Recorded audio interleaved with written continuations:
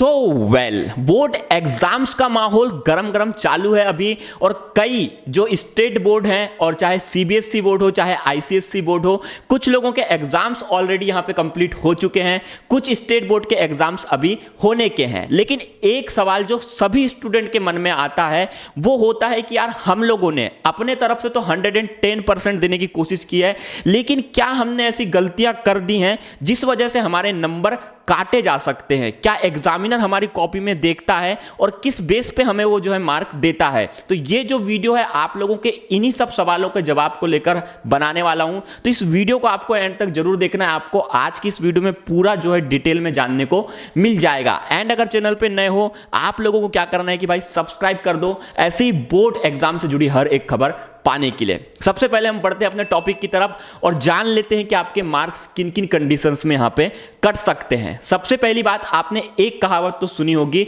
First impression is the last impression. इसका मतलब क्या होता है कि आपने अगर जो भी व्यक्ति आपकी कॉपी चेक कर रहा है, एग्जामिनर आपकी कॉपी चेक कर रहा है, उसको अगर आपने पहले से ही इंप्रेस कर रखा है, मतलब कि आप कैसे इंप्रेस कर रखा है वो भी मैं तुम्हें बताऊंगा, तो उसमें उस कंडीशंस में आप लोगों के मार्क्स बेटर आते हैं, मार्क्स नहीं काटे जाते हैं। इंप्रेस करने का मतलब क्या होता है कि भाई वहां पे कुछ अल्ट्रा लीजेंड लोग जो होते हैं कॉपियों में कुछ भी लिख देते हैं और सोचते हैं कि भाई वो तो इंप्रेस हो जाएगा, कोई भाई धमकी देके आ जाता है, तो वो चीजें नहीं होती हैं। ठीक है, यहां पे इंप्रेस करने का मतलब होता है कि स्टार्टिंग से ही पॉइंट बाय पॉइंट क्वेश्चंस के आंसर्स लिखना। पॉइंट बाय पॉइंट क्वेश्चंस के आंसर्स लिखने का मतलब क्यों?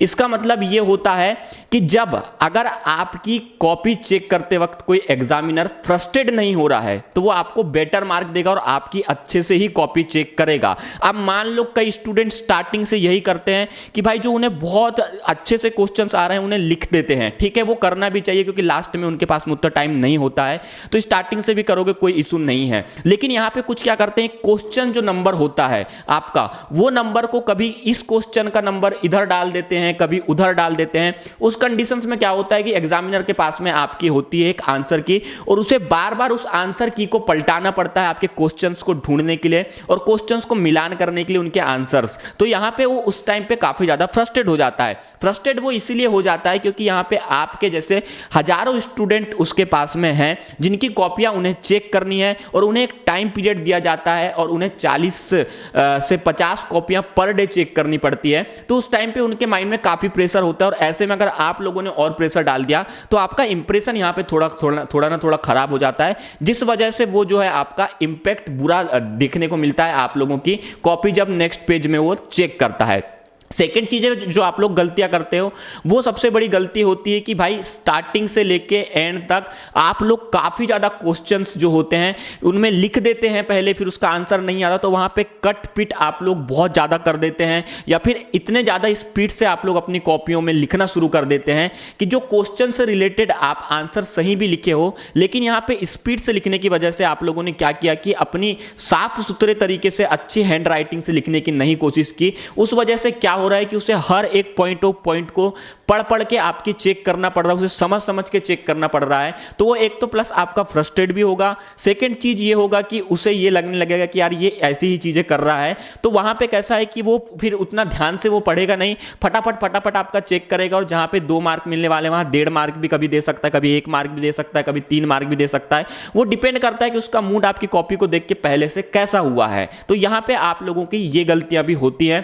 थर्ड चीज जो आप लोग करते हो वो चीज होती है आप लोगों की कि भाई आपको एक लिमिट में लिखने के लिए बोला जाता है। कभी भी आप देखना आपको बोला जाता है जब 5 मार्क का क्वेश्चन है कि आपको इतने ही लिखना है, तो भाई आपको जितना उसका बोला गया है आपको उतना ही लिखना है। कई स्टूडेंट को अगर क्वेश्चन का आंसर आ रहा है तो भाई साहब वो पूरा की पूरा 2 पन्ने का क्वेश्चन का आंसर लिख देते हैं। उसमें क्या होता है कि उसमें उसके पास उतना टाइम नहीं होता है, पूरा की पूरा आपका भाई 2 पन्ने वो नहीं पढ़ेगा। अगर आप हमेशा कॉपी लिखने से पहले अगर आप लोगों ने ये किया है कि आपने कम शब्दों में बेटर तरीके से समझा दिया है तो वहां पे आपका इंप्रेशन बढ़ने लगता है और वहीं से जो है आपकी कॉपियों में मार्क्स बढ़ने की चांसेस बढ़ जाते हैं। ऐसे में अगर आपने साफ सुथरा लिखा है, जितना बोला गया था उतना लिखा है और आपसे अगर फ्रस्ट्रेट नहीं है तो वो आपकी जो कॉपियों में अगर आप 2-4 मार्क्स के लिए फेल भी हो रहे हैं तो कहीं ना कहीं एडजस्ट करके आप लोगों को मार्क्स दे देता है और इस वजह से आप लोगों के पास होने के, आपके परसेंटेज बनने के चांसेस बढ़ जाते हैं। तो ये कुछ गलतियां अगर आप लोगों ने कर रखी है